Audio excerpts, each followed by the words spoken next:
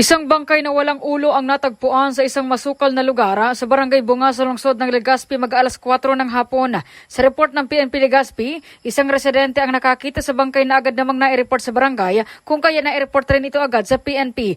Sa pagresponde naman ng mga otoridad, isang patay na lalaki na nakabalot sa isang kumot at walang ulo ang nadatnan sa danger zone ng Bulkang Mayon. Paniwala naman ni Barangay Kapitan Michael Minya, posibleng itinapon lamang ito sa lugar. Hindi umano ito unang beses nangyari kundi may nauna ng insidente ng may nagtapon din ng bangkaya sa kanilang lugar. Pinaghahanap pa rin ngayon ng mga otoridad kung nasaan ang ulo nito. Panawagan naman ng mga otoridad sa mga nawala ng kaanak o posibleng makakilala sa biktima na agad na makipag-ugnayan sa kanila. Kasalukuyan naman itong nasa funeral parlor habang inaalam pa ng PNP kung sino ang nasa likod nito. Yan ang report natin sa inyo ng Citro Plus, Strengthen Your Defense. Ito si Brigada Julie Rodriguez Belen in the heart of changing lives ng Brigada Nusa from Philippines, the Music and News Authority.